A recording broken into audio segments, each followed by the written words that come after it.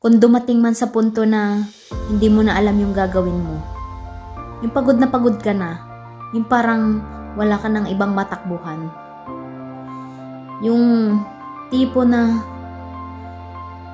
parang puputok na yung ulo mo sa sobrang sakit, sa pag-iisip, sa stress, depress.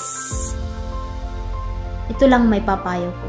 Pumunta ka sa iyong kwarto or kahit nasaan ka man, pumunta ka sa isang tabi, lumuhod ka at sabihin mo, Lord God, hirap na po ako.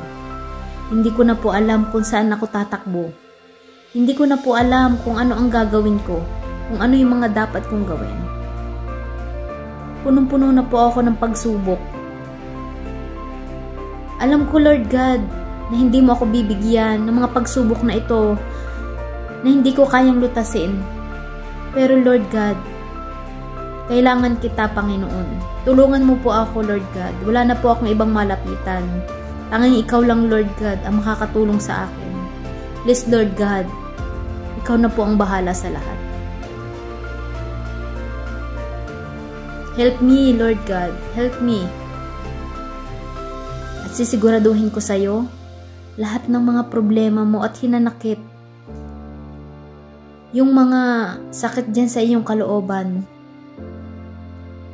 magkakaroon ng kasagutan. Yun lang po. Take care and God bless.